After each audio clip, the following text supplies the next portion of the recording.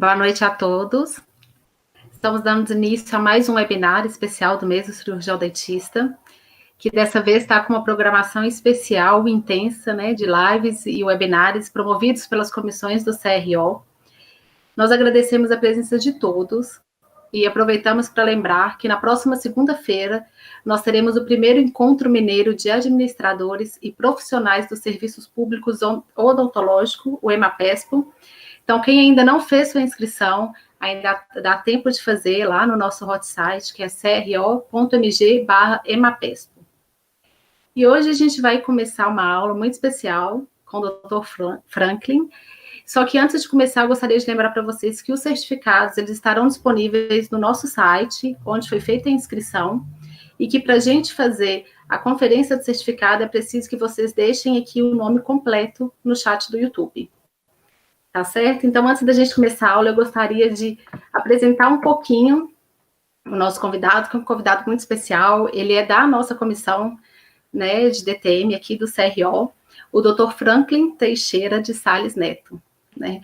Dr. Frank, ele é cirurgião dentista, graduado pelo UFMG, especialista em ortodontia, DTM e dor orofacial, mestre em patologia pela medicina do UFMG, membro da Comissão de Saúde Pública da Sociedade Brasileira de DTM e Dor Orofacial, pesquisador do Grupo de Estudo e Pesquisa em Dor Orofacial da UFMG, membro da nossa Câmara Técnica de DTM e Dor Orofacial e professor de pós-graduação da ABO, da FACSET e da FUNORTE.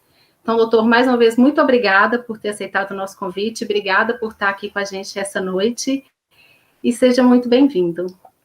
Muito obrigado, Cíntia. O prazer é todo meu.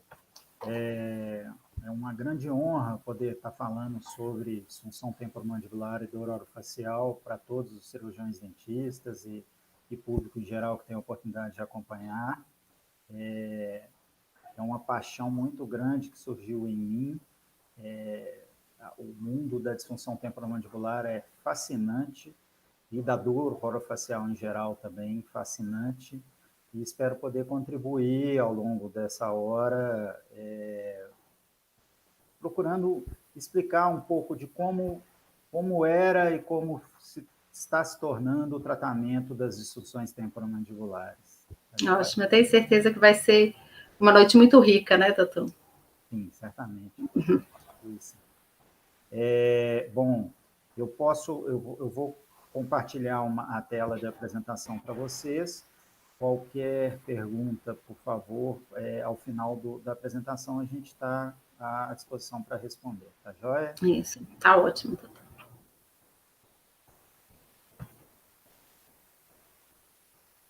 Ok. Bom, inicialmente eu queria falar a respeito desse título, o porquê que nós resolvemos colocar esse título do Dente à Mente, a evolução no tratamento das disfunções temporomandibulares. Existiu durante praticamente todo o século passado um tratamento extremamente voltado para a oclusão no tratamento das disfunções temporomandibulares. Então, até meados da década passada, isso era ainda muito recorrente. Então, todo o tratamento que envolvia disfunção temporomandibular envolvia, em algum grau, um tratamento invasivo, buscando um ajuste da oclusão desse paciente, a fim de tratar as disfunções temporomandibulares. E, ao final da nossa conversa, eu quero que a gente despertar um interesse em vocês de estudar um pouco mais sobre o que é a disfunção temporomandibular, sobre o que é a dor orofacial e quais as possibilidades de tratamento que a gente tem hoje em dia e se é ou não ainda indicado tratamentos oclusais para o tratamento das DTMs. Antes de tudo, a gente precisa de conceituar algumas coisas para que a gente entenda o que a gente está falando em relação às disfunções temporomandibulares. Inicialmente, a gente precisa entender o que é dor, que é uma das principais queixas de quem é acometido de disfunção temporomandibular. Então, esse conceito da Sociedade Internacional do Estudo da Dor, a IASP, agora de 2020, nos fala que a dor é uma experiência, e foquem nessa palavra, experiência, sensorial e emocional desagradável, associada ou semelhante àquela associada a dano real ou potencial do tecido. Então, ela é uma experiência, a gente tem que dissociar dor de nocicepção, são conceitos diferentes. A dor, ela envolve uma série de fatores psicossociais em que influenciam na manifestação dessa dor no indivíduo, ok? Por sua vez, a dor orofacial é uma dor associada aos tecidos moles e mineralizados da cabeça, da face e do pescoço, ok? Então, baseado em que a dor é uma experiência sensorial, emocional e desagradável, a gente pode notar, a gente não pode ter julgamento quanto à experiência do outro, tá? A gente tem que aceitar o relato da dor do outro e procurar entender quais os fatores que influenciam na manifestação dessa dor para o outro, ok? Cronologicamente, e a manifestação é bem diferente entre dor aguda e dor crônica. A dor aguda, ela é um sinal fisiológico de que algo não está ok, de que algo não está adequado. Ela se manifesta transitoriamente durante um período relativamente curto, no máximo algumas semanas. E ela é associada a lesões em órgãos e tecidos, tá? Algum traumatismo ou outras causas. Quando essa dor passa para uma condição crônica, ela deixa de ter o seu sinal fisiológico, o seu aviso fisiológico. Então, a dor crônica, ela é a doença por si só. E, normalmente, ela se manifesta num período um pouco maior, em torno de 3 meses, segundo alguns autores, a gente já pode considerar um processo de cronificação de dor. E por que, Franklin, que a gente está conversando de DTM e você está falando de dor?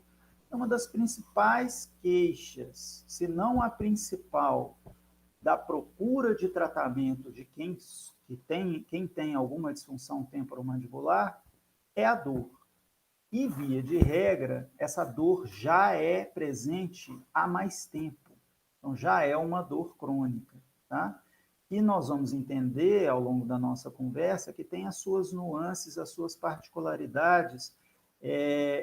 Então, o paciente, a pessoa que tem essa condição, ela é uma pessoa extremamente singular e plural ao mesmo tempo. E é por isso a beleza do tratamento desse tipo de condição. O público pode ser um pouco heterogêneo, então a gente precisa de realmente conceituar algumas condições, sedimentar alguns conceitos e apresentar para algumas pessoas também. Então, em relação ao que é a disfunção temporomandibular, ela a gente pode falar que é um conceito guarda-chuva, ou seja, várias condições podem caber debaixo desse grande guarda-chuva que engloba as alterações clínicas nas articulações temporomandibulares, que são as articulações que ligam a mandíbula ao osso temporal, nos músculos da mastigação e também em estruturas associadas, ok? Então, essa figura da esquerda na tela, ela mostra exatamente essas condições que são de dois grandes grupos. Então, a gente vai ter as disfunções temporomandibulares de origem articular e as disfunções temporomandibulares de origem muscular. As DTMs, pessoal, é a causa mais comum de dor de origem não infecciosa e não odontogênica na região orofacial. Ela acomete, em média, 12% da população. Então, a gente tem um país de 200 milhões de pessoas, olha a quantidade de pessoas que podem estar acometidas de disfunção temporomandibular em maior ou menor grau. Estudos mostram que a frequência maior é no sexo feminino e na faixa etária de 20 a 40 anos de idade. Ok? Quais são os principais sinais e sintomas das disfunções temporomandibulares? Eu ressaltei aqui a dor na face e na mandíbula, porque realmente é a principal causa de busca de tratamento, tá? Mas outras condições podem acontecer. Não necessariamente uma pessoa tem que ter dor para ter uma disfunção temporomandibular. Existem DTMs que são assintomáticas quanto à sintomatologia dolorosa, mas apresentam outras alterações. Por exemplo, alterações de estalos ou crepitação nas articulações temporomandibulares. É uma queixa muito comum. Existem disfunções temporomandibulares que podem causar restrição de movimento mandibular e alterações biomecânicas na abertura e fechamento da boca, tá? Às vezes até travamento fechado ou travamento aberto. Muitos de vocês já devem ter tido a experiência em consultório durante um procedimento clínico, o paciente abrir a boca e travar com ela aberta, tá? Ou o contrário, chegar para a gente sem a condição de abertura bucal, muitas vezes restringindo completamente essa abertura.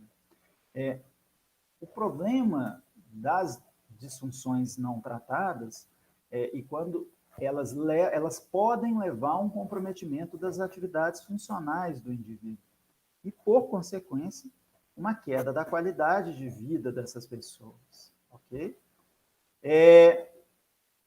Para a gente entender do que a gente está falando, das disfunções temporomandibulares, a gente precisa de classificá-la. Qual a função de uma classificação? A gente classifica coisas para ter uma comunicação eficaz e efetiva. Se a gente não tem um processo de classificação considerado ideal, a gente não consegue comunicar, principalmente em ambiente profissional, ok? Então, existia uma necessidade de classificação das disfunções temporomandibulares. E essa classificação, ela começou lá atrás, em 1992, com uma classificação que a gente chama de RDC, para as disfunções temporomandibulares.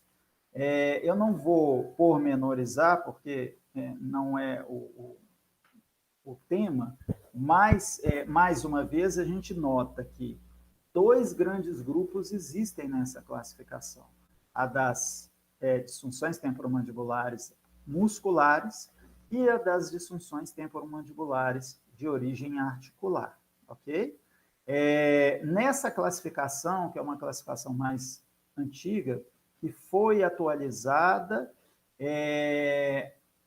dando origem a uma outra classificação, que eu vou mostrar mais à frente, a gente tem três grandes grupos, nos quais um grupo é o de origem muscular, um grupo de origem articular, mas que se relaciona com a posição do disco articular em relação à cabeça da mandíbula e à fossa articular e a biomecânica mandibular como um todo, e um terceiro grupo de situações que são degenerativas e podem ou não estar envolvidos em sintomatologia dolorosa. Tá?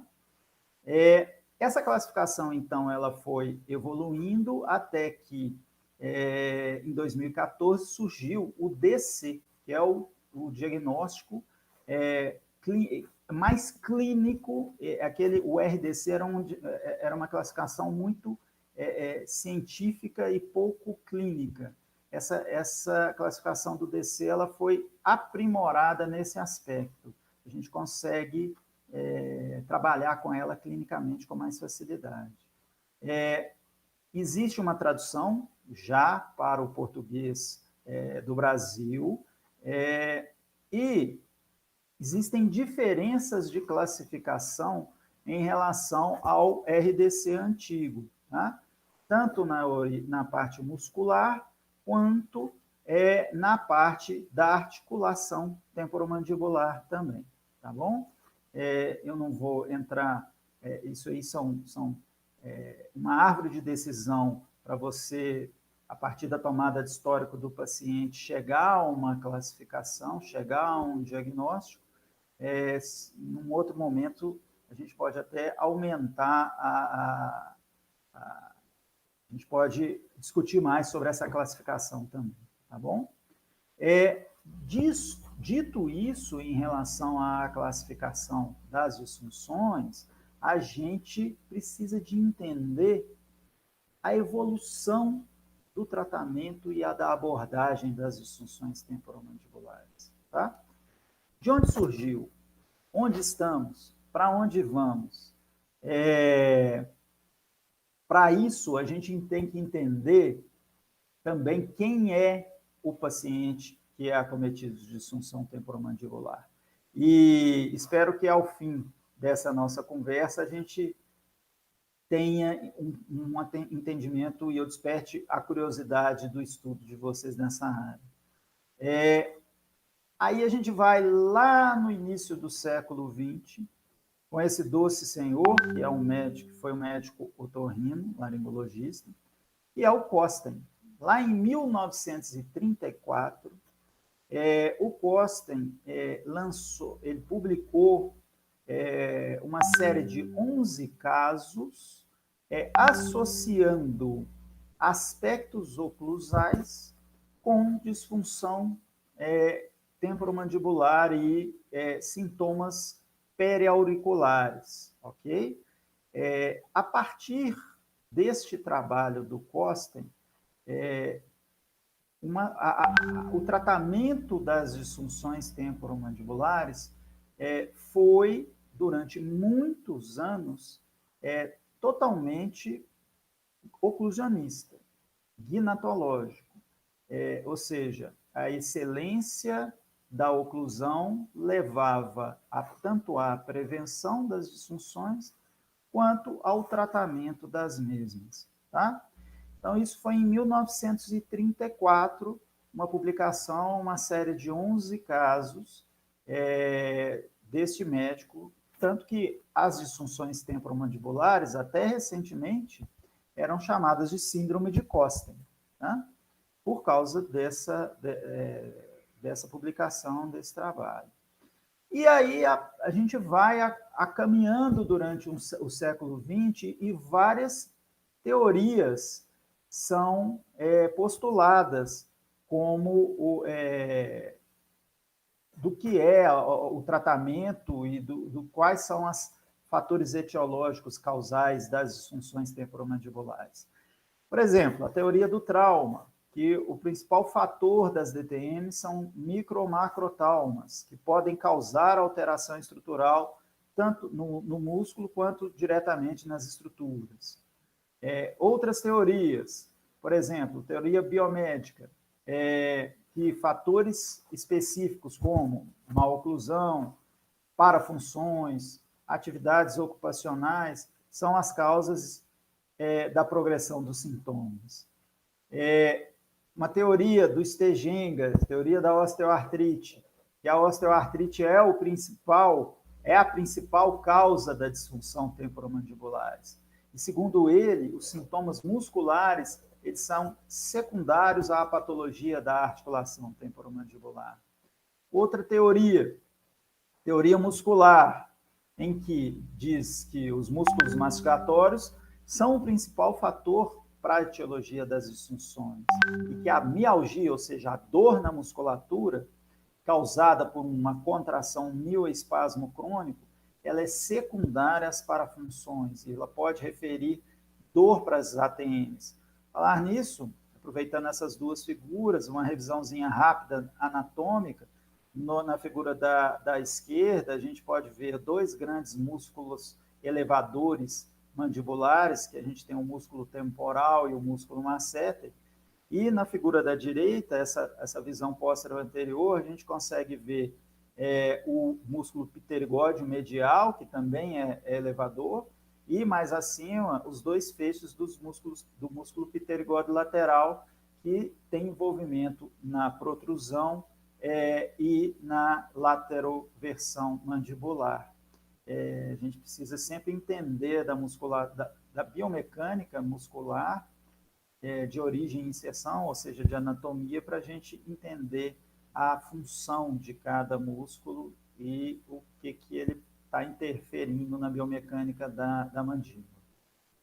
Outra teoria, uma teoria que a gente chama de neuromuscular, que os problemas oclusais causam disfunção temporomandibular e que a perda desse equilíbrio oclusal leva a uma incoordenação muscular e a espasmos. Aí eu coloquei até o Freud olhando feio para vocês aí, uma teoria psicofisiológica de Schwartz e Laskin, em que a DTM tem causas além de fatores físicos, e os fatores psicossociais desempenham um papel crucial na patogênese da disfunção. E aí a gente tem um rompimento de paradigma.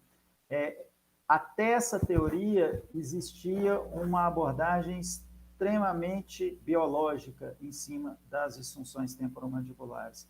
A partir daí, começou-se a se entender as disfunções temporomandibulares, principalmente aquelas que estão associadas a condições dolorosas crônicas, de uma forma não puramente biológica, e sim um aspecto mais amplo, um aspecto biopsicossocial.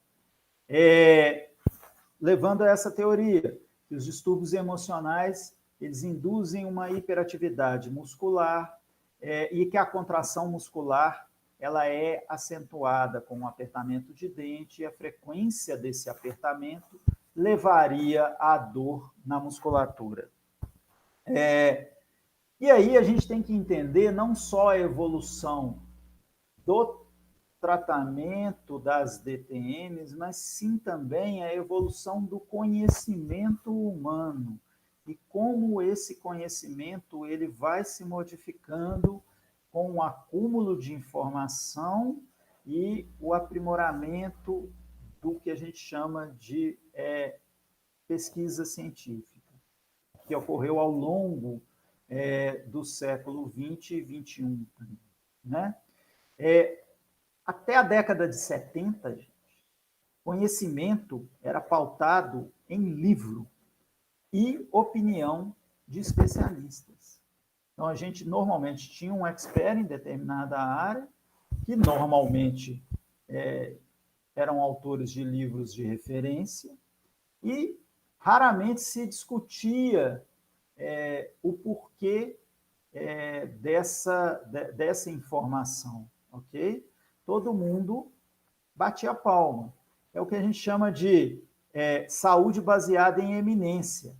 Então, existia uma eminência científica em que ela falava os seus dogmas e todo mundo concordava. Com o passar do tempo e a evolução, eu sou de uma geração em que quem tinha enciclopédia em casa, coleção, aí os mais velhos vão me entender, quem tinha Barça, quem tinha Larousse, quem tinha uma série de outras enciclopédias, você estava acima. Por quê? Porque você detentia o conhecimento. Com a evolução da informática, principalmente o advento da internet, a informação, o conhecimento está à disposição de todos. Então, a gente popularizou muito a informação. E a gente tem que ter um filtro em relação a isso, porque informação ou falta de informação, muitas vezes, é preocupante. Então, a gente tem, algumas vezes, processos de desconstrução que são graves, né? Então, a gente tem que ter filtro. E o que ajuda a gente a ter filtro em relação à tomada de decisão clínica? A saúde baseada em evidência. Então, para quem não conhece, essa é a pirâmide de evidência científica, na qual, na base da pirâmide, a gente tem estudos de menor evidência, de menor relevância, e a partir do momento que você vai subindo nessa pirâmide de evidência, a gente tem os estudos com maior credibilidade, com maior evidência científica, ok? Culminando com as revisões sistemáticas e a análise estatística dessas revisões, que a gente chama de meta-análise, que são feitas a partir de estudos clínicos randomizados. Esse estudo é um estudo que a gente compara um grupo com o outro, de forma normalmente cega, idealmente cega, e aí a gente tem uma ideia muito boa da eficácia e eficiência do que se está testando, né? A saúde baseada em evidência quebra paradigmas no tratamento de qualquer condição relacionada à saúde, tá? Então, a opinião, vocês podem ver lá, a opinião de expert está mais abaixo na pirâmide de evidência. Então, a revisão sistemática, os ensaios clínicos randomizados, os estudos de coorte, eles precisam ser levados em maior consideração, ok? Em 93 também, uma situação que ocorreu e que é de extremamente importância é a criação da colaboração Cochrane. O que é isso? É um conjunto de pesquisadores que ajudam as pessoas a fazerem escolhas melhor informadas sobre diversos aspectos de saúde, ok? E a gente consegue acompanhar revisões sistemáticas de qualidade excelente e, a partir desses estudos, a gente consegue uma tomada de decisão clínica mais assertiva, ok?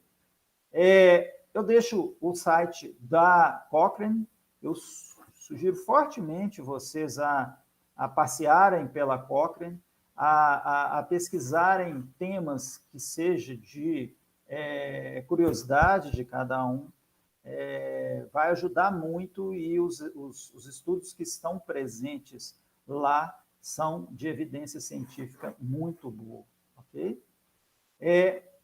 Dito isso, gente, eu preciso de perguntar, quem é o paciente que tem disfunção temporomandibular e dor orofacial? Como eu falei anteriormente, é um paciente extremamente dicotômico no aspecto que ele é extremamente individual e, ao mesmo tempo, extremamente plural. Então, ele tem a sua singularidade como indivíduo e a sua pluralidade como fatores que podem ser predisponentes ao desenvolvimento das condições.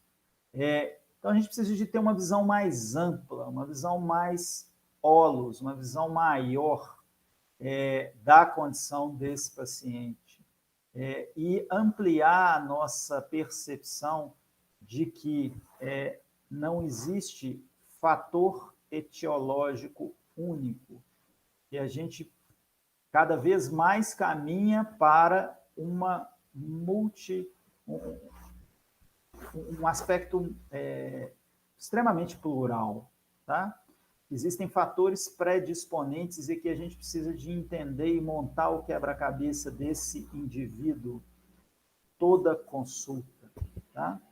É por isso que uma consulta de disfunção temporomandibular ela é extremamente complexa e envolve uma série de análises muito difíceis de se fazer de uma hora para outra. Assim. O processo de conhecimento do indivíduo é bem profundo. E aí eu vou trazer vários artigos para vocês para a gente entender quem é o paciente que sofre de disfunção temporomandibular. Tá? Esse, por exemplo, é um artigo que avaliou os riscos, os fatores de riscos potenciais psicossociais para as disfunções temporomandibulares crônicas. Mais uma vez, a gente tem uma condição crônica, ela é totalmente diferente de uma condição aguda. O paciente que deslocou um disco e o disco está deslocado sem redução e ele está com travamento fechado, ele tem que ser abordado totalmente diferente de um paciente que está com uma condição crônica de dor. Tá? Via de regra, os pacientes que têm condições crônicas apresentam problemas psicossociais associados, sofrimento afetivo, hipervigilância e também tem dificuldade no relacionamento com a dor. Então, existem pessoas que têm um processo de catastrofização, que a gente chama, dessa dor que ele sente. Mais uma vez, lembrando sempre do conceito de dor como uma experiência pessoal, ok? Em relação à dor orofacial, ela é associada a uma pior qualidade de vida e angústia psicológica. Isso em aspectos crônicos, lógico. Vocês imaginem a pessoa sofrendo de dor meses, anos, e normalmente já perambulou por diversos profissionais. Logicamente, ela vai ter uma queda de qualidade de vida. E isso vai gerando um ciclo vicioso, né? Então, a dor orofacial, principalmente no aspecto crônico, ela tem que ser avaliada em relação às suas condições psicológicas. E aí eu já vou adiantar uma situação, é que esse tipo de paciente não tem condição de ser tratado por um único profissional. É um paciente extremamente plural que demanda um tratamento multidisciplinar. Vários estudos associam a qualidade de sono principalmente disfunções crônicas e as disfunções temporomandibulares crônicas. Esse estudo, por exemplo, associando a sintomatologia dolorosa da dor miofacial, que é uma DTM, ao sono de pior qualidade. E vários outros artigos que a gente pode citar associam a qualidade de sono ruim ao aumento da incidência de disfunção temporomandibular, seja ela articular, seja ela muscular, ok? Esse artigo que eu trago para vocês é um artigo relativamente recente, é um artigo de 2017, 18, em que é uma revisão sistemática de que ele até faz uma pergunta: as DTMs e a oclusão dentária é o fim de uma era? Então, lembrando, na pirâmide de evidência, lá em cima, na nossa revisão sistemática, está lá no ápice da pirâmide, então é um estudo de qualidade científica elevada, ok? Então, o que se foi chegada à conclusão com essa revisão sistemática que avaliou estudos clínicos em adultos, avaliando a associação entre a oclusão e a disfunção temporomandibular? Então, para quem não entendeu ainda o que é uma revisão sistemática, pega-se um conjunto de estudos clínicos e avalia determinada pergunta que se quer entender, ok? ok? E o que se chegou à conclusão nessa revisão sistemática é que a abordagem gnatológica para tratamento ou prevenção da DTM deve ser abandonada pelo clínico, que não existe sustentação científica para que tratamentos oclusais ainda sejam utilizados como tratamentos de DTM e de disfunção temporomandibular. Não existe sustentação científica para que isso ocorra, ok? Uma condição também que muitas vezes é questionada, se cirurgia ortognática pode causar ou curar alguma DTM, tá? Nós tivemos nesse estudo 29 estudos analisados, em que se chegou à conclusão dúbia nesse artigo.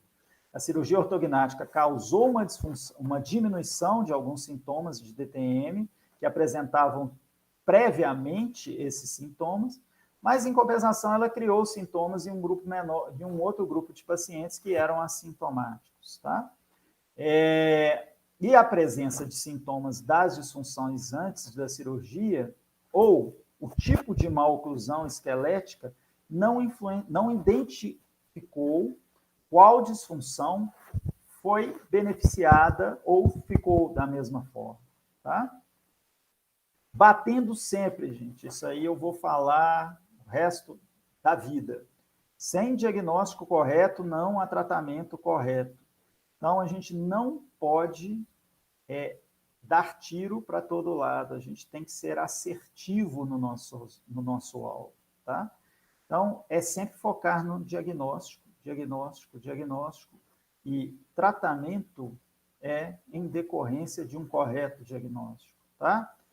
Falando isso, eu já posso começar a entrar nos tratamentos, tanto não cirúrgicos quanto cirúrgicos, que a gente que se utiliza hoje com uma certa sustentação científica e que a gente tem uma segurança clínica de que é o caminho correto que a gente está seguindo.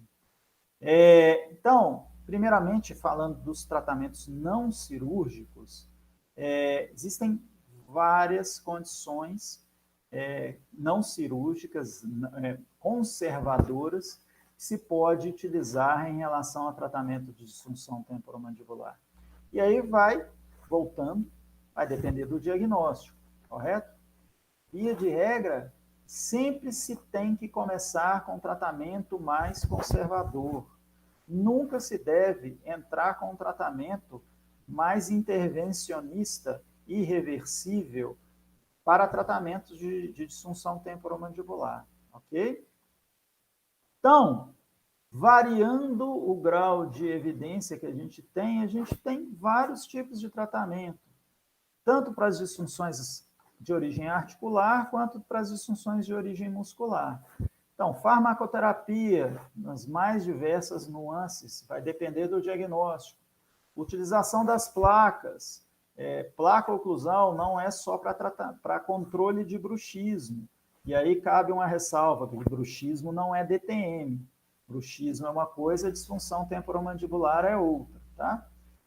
Isso é um papo para muito tempo ainda, então, quem sabe numa outra oportunidade. Fisioterapia, tratamento fisioterápico para as disfunções temporomandibulares.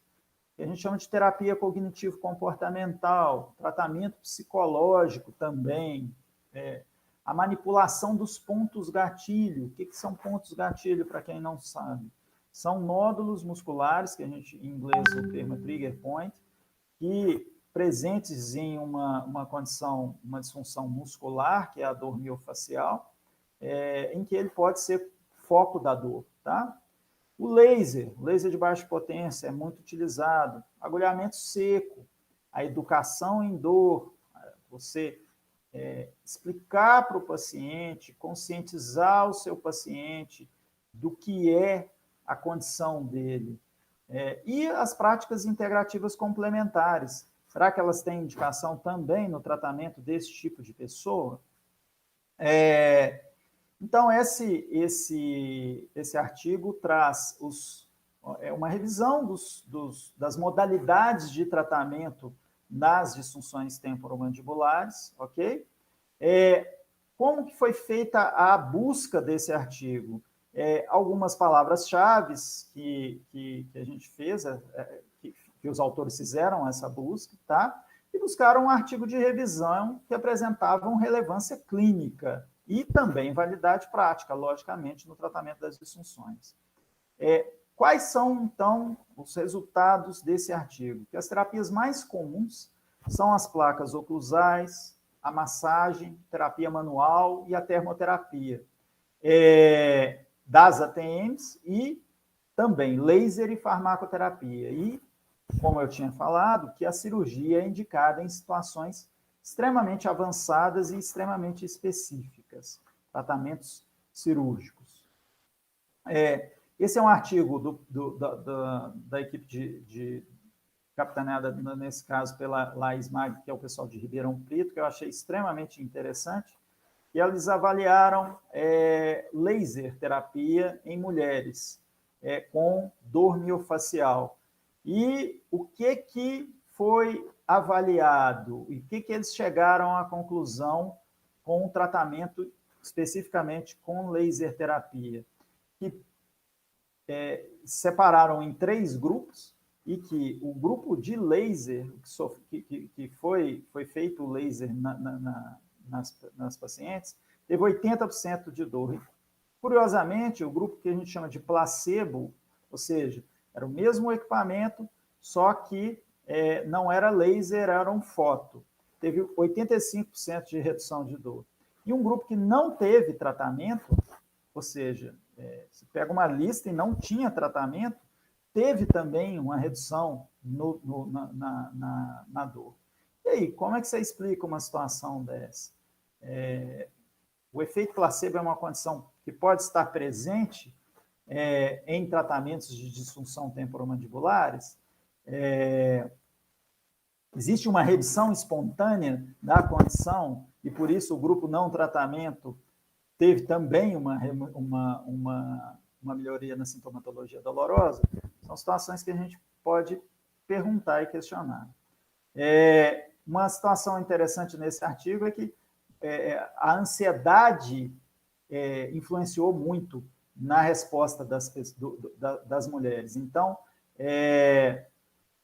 quanto maior a ansiedade, pior a resposta em relação à dor. E aí eles chegam à conclusão que, em relação ao efeito placebo, que essa resposta ela está relacionada à expectativa de recompensa e alívio da dor desse paciente. Ok? Então, placebo e ansiedade têm uma relação na prática clínica. Em relação a essa questão do placebo também, eu trago mais uma revisão sistemática para vocês do pessoal de Bauru, brilhante grupo de Bauru, sempre, na qual eles avaliaram a resposta tanto placebo quanto nocebo. Nocebo é a piora da sintomatologia, nem disfunções dolorosas, tá? Então, eles avaliaram diversos tipos de tratamento e quais as respostas de placebo e nocebo esses tratamentos poderiam causar. E, surpreendentemente, dependendo da terapêutica, eles viram que de 10% a 75% de efeito placebo foi presente, dependendo da terapêutica que foi instituída. Por exemplo, aí acima no gráfico, laser, por exemplo, foi grande o efeito placebo que eles avaliaram. E se notou que quanto mais tecnológica também a terapêutica, a ferramenta, maior o grau de efeito placebo que isso pode acontecer. Então, sempre a gente tem que perguntar, gente, quem que a gente está tratando? Qual é esse paciente? Quem é esse indivíduo, mais uma vez, tão singular e tão plural? Tá? Esse artigo também é uma que a gente chama de overview de revisões sistemáticas, ou seja, pega-se várias revisões sistemáticas e faz uma revisão sistemática de revisões sistemáticas. Sim, existem pessoas mais doidas do que você que fazem isso.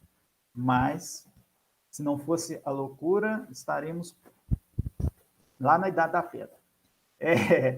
Então, gente, eles avaliaram o quê?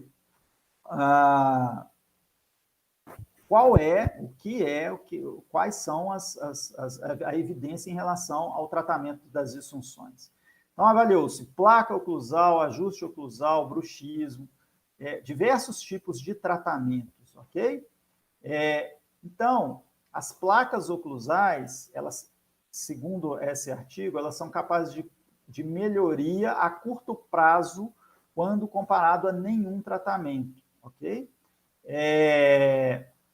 Mas, ao mesmo tempo, as placas foram igualmente eficazes na redução à dor em relação a outras modalidades. Então, mais uma vez, placa oclusal tem indicação em disfunção, e não só para controle de bruxismo.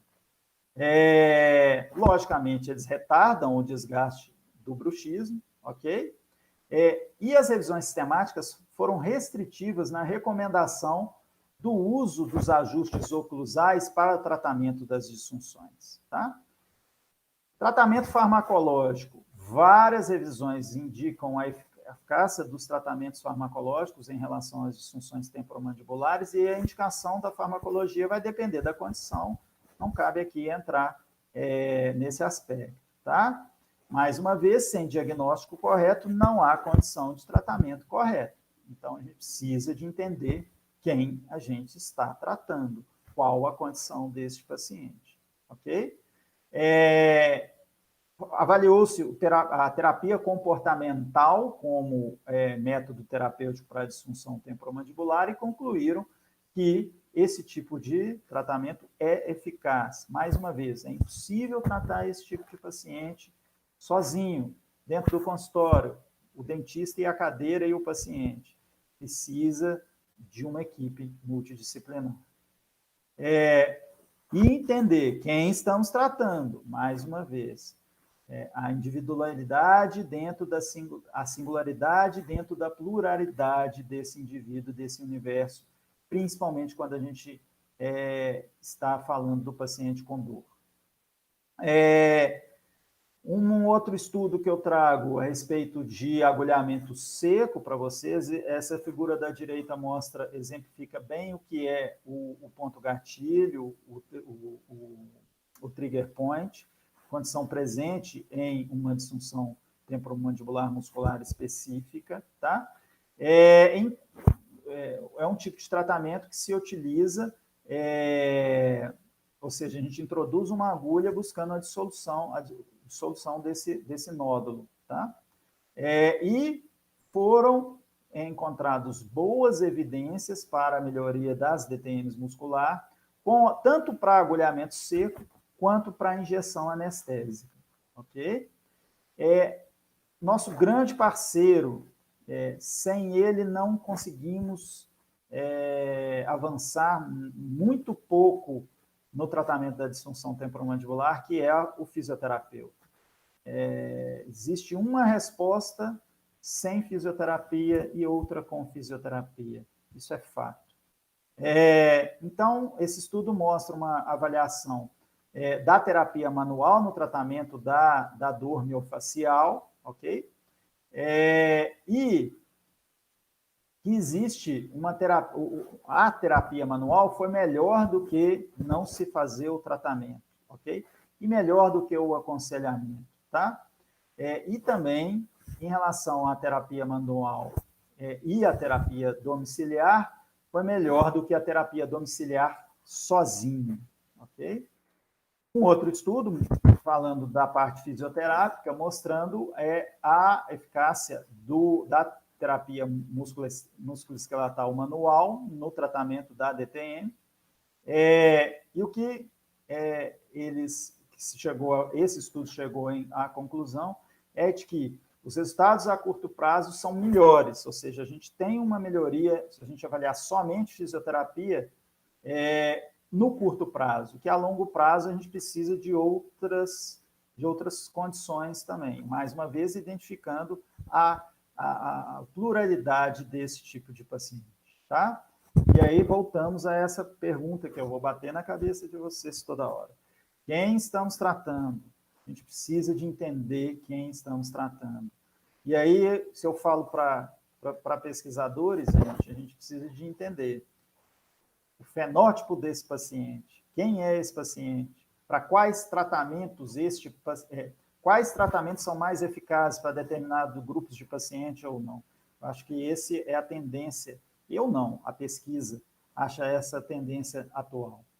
E aí, passando para os tratamentos cirúrgicos, aí eu vou mostrar uns videozinhos clássicos de um corte de articulação temporomandibular em movimento, provavelmente muitos de vocês conhecem, o da esquerda mostrando uma articulação normal, com o disco articular interposto e transladando a mandíbula de forma normal.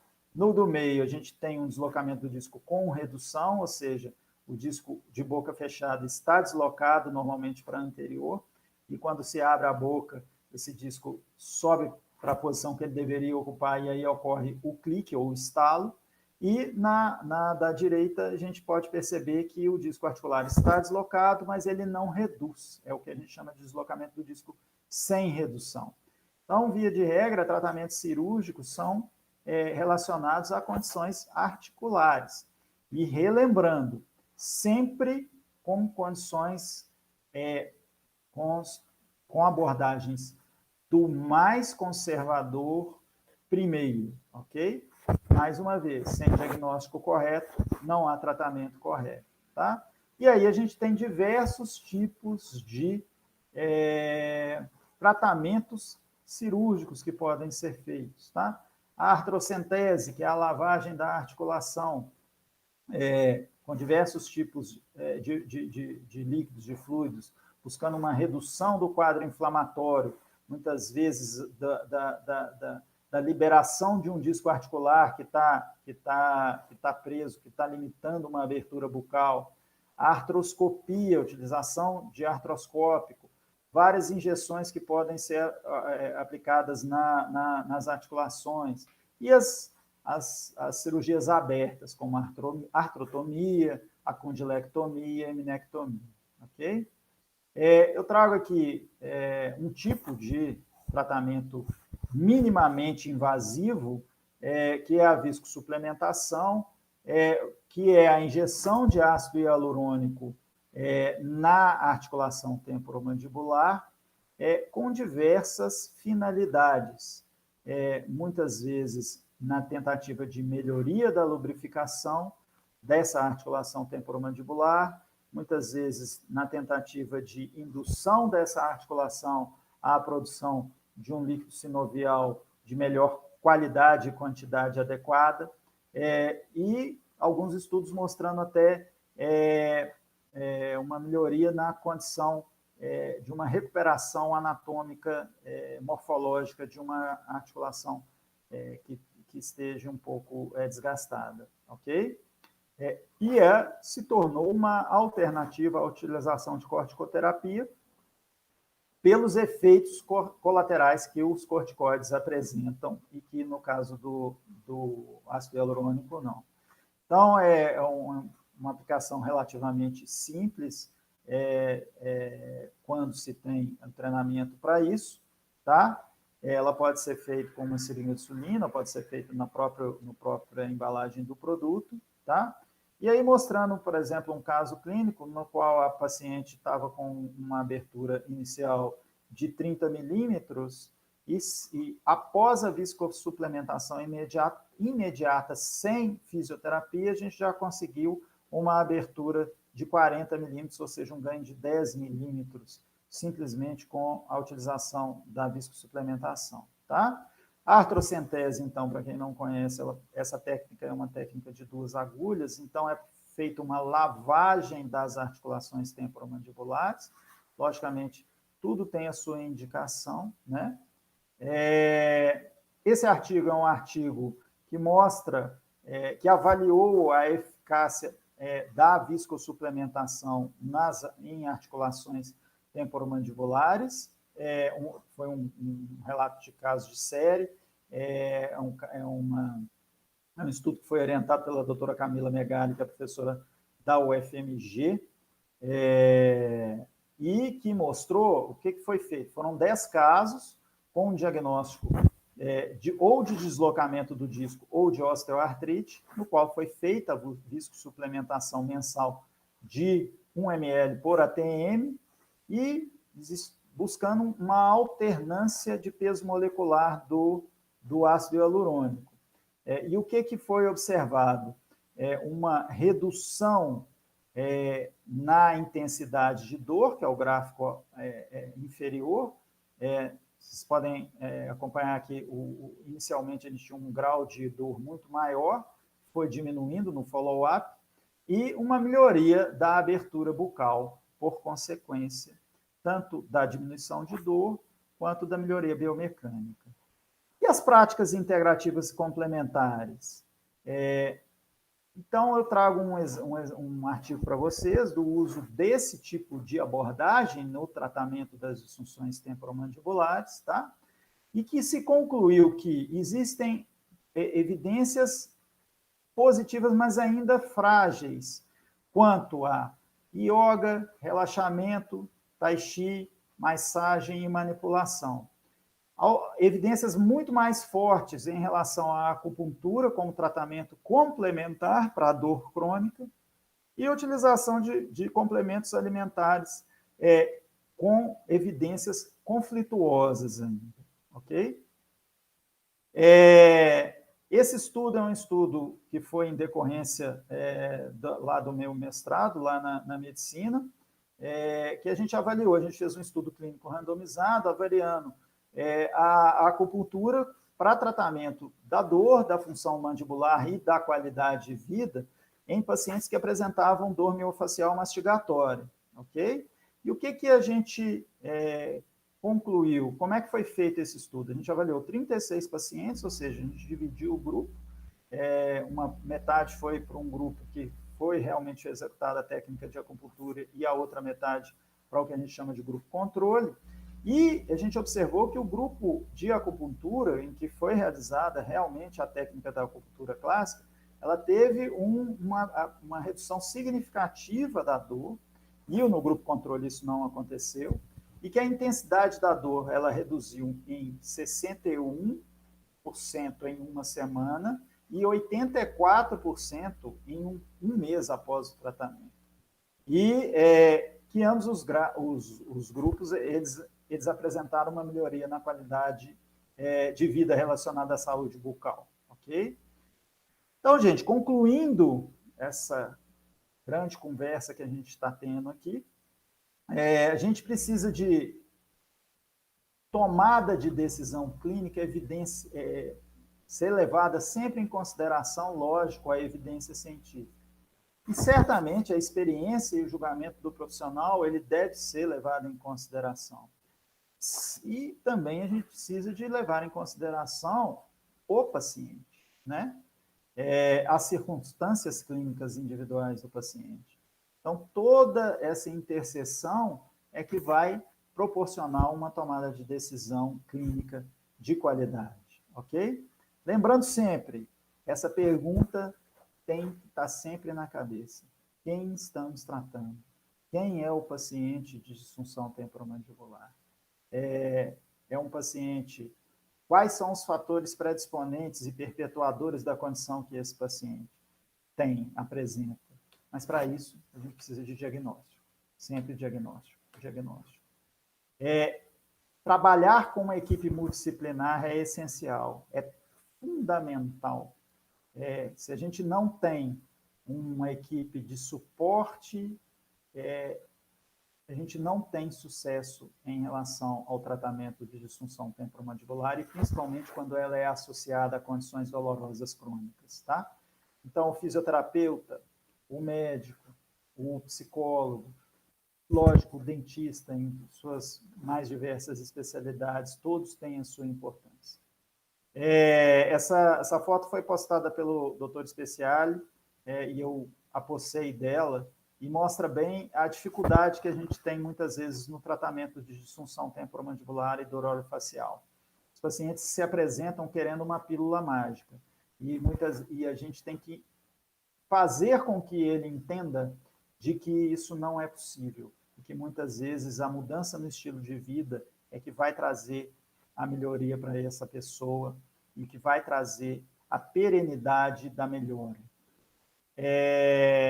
Queria agradecer muito a todo mundo que está aqui nessa hora me ouvindo falar, dizer que é uma honra fazer parte dessa instituição que é a UFMG, através do seu estudo, o grupo Estudo de Pesquisa em Dor Orofacial, que é capitaneada pela doutora Camila Megali. Qualquer informação maior, gente, procurem, estudem. A Sociedade Brasileira de Dor Orofacial está sempre aberta. Eu sugiro que vocês entrem no site da SBDOF, procurem saber mais sobre disfunção temporomandibular. Deixo os meus contatos. Estou sempre à disposição para discussão de casos, para aprender, para discutir, e em busca de uma melhoria tanto para a classe, quanto principalmente para os pacientes. Ok? Muito obrigado. É isso aí. Obrigada, doutora. A gente que agradece, né, a disponibilidade, esse tempo também. E a gente tem aqui algumas perguntas que eu queria passar para o senhor. A gente tem aqui do doutor Rodrigo. Ele perguntou, com relação ao artigo que o senhor comentou, quanto ao efeito placebo do tratamento, esse efeito também é observado com os DIU? Com os? DIU, DIO.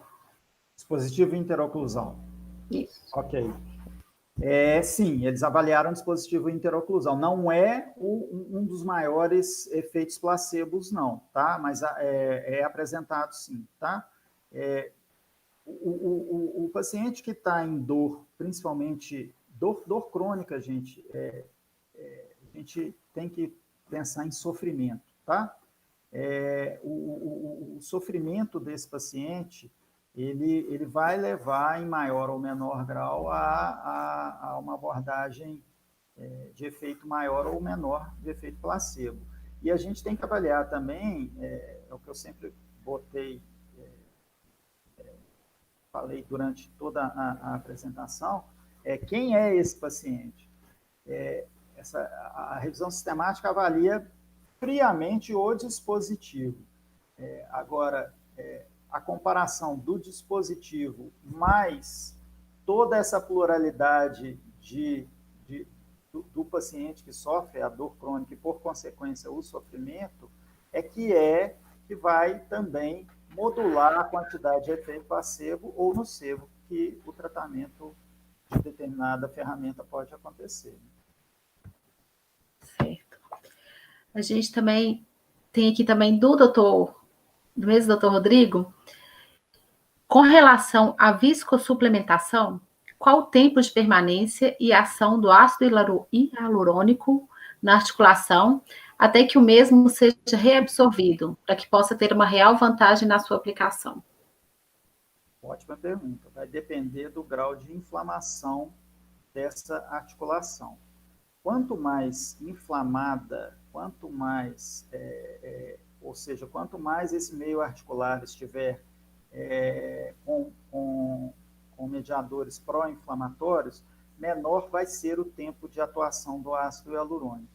E aí existem vários estudos mostrando que a artrocentese prévia à aplicação do ácido hialurônico em determinadas condições é de extrema vantagem, porque você tira todo aquele ambiente pró-inflamatório, você promove uma lavagem dessa articulação, em seguida você pode aplicar o ácido hialurônico com uma maior permanência de atuação. Certo.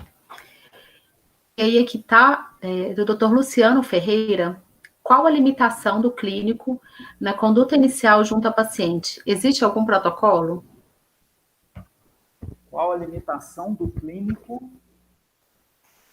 Na conduta inicial junto ao paciente, se existe algum protocolo? Olha, não vejo protocolos em tratamentos de disfunção temporomandibular e do orofacial, principalmente quando ela é envolvimento condições dolorosas, tá? A avaliação da individualidade do caso é que é o protocolo, tá? A gente precisa de entender os fatores que levaram à manifestação da condição. E raramente é uma condição única. Muitas vezes o portador de disfunção temporomandibular e de dor orofacial, ele apresenta múltiplas condições. Então, é impossível se estabelecer um protocolo de avaliação clínico e um protocolo de tratamento clínico. Isso é extremamente individual. Tá? Ótimo. O doutor Sérgio perguntou se a DTM pode levar à otalgia. E se pode, qual o tratamento, né? Qual o melhor tratamento que o senhor indica? Ok. Sim, otalgia, dor de ouvido, né? É uma das principais queixas dos pacientes e muitas vezes a gente recebe referências dos médicos otorrinos, em função disso. O paciente procura normalmente o otorrino em função de dor de ouvido, e é descartada qualquer origem em relação a isso, e muitas vezes, e aí eles chegam ao especialista em disfunção. E aí a dor de ouvido, ela pode, no caso da DTM, ela pode ser de origem tanto articular, mas ela também pode ser uma dor referida muscular. E aí o diagnóstico diferencial é extremamente importante, porque o tratamento difere, né? Então, mas basicamente ela tanto de origem, ela pode ser tanto de origem articular quanto de origem muscular de forma referida. Ótimo, doutor. E aí, durante a sua apresentação, o senhor falou, né, da doutora Camila Megali, que ela foi uma das nossas entrevistadas, né, na última edição da revista do CRO, e ela falou lá também, queria que o senhor falasse um pouquinho disso também, do aumento, né, dos números de casos, né, de DTM nos consultórios, principalmente por causa da pandemia, né? É verdade, infelizmente, isso é uma condição que realmente aconteceu, tem acontecido, né? Sim. E mostra exatamente a influência dos fatores psicossociais predisponentes a esse tipo de condição. Então, o aumento da ansiedade, o aumento do estresse, o aumento da dificuldade de sono, todas essas condições, o aumento de conflitos dentro de casa, a falta de possibilidade, muitas vezes, de exercício físico, que é uma condição que eu não abordei hoje, mas que é de extrema importância no tratamento de disfunção, e principalmente quando essa disfunção ela é ligada à dor, que é o exercício físico, porque o exercício físico modula a dor beneficamente. Então, todas essas condições psicossociais levaram e estão levando ao aumento realmente dos casos de DTM e também, às vezes, de bruxismo. Tá? Sim. Tá certo, doutor. Bem, as nossas perguntas acabaram também. Eu queria agradecer mais uma vez o senhor pela disponibilidade da Câmara de ter, né, sugerido para a gente esse tema, essa abordagem. E agradecer também todo mundo que ficou aqui com a gente essa noite, né? Lembrando que amanhã a gente tem mais um webinar, na segunda-feira a gente tem o EMAPESPO, e no domingo a gente tem a live musical, né, aqui no nosso canal do YouTube também. Então acompanhe, vai ser uma live muito bacana, com 3 bandas de cirurgiões dentistas, então vale a pena também. Doutor, muito obrigada.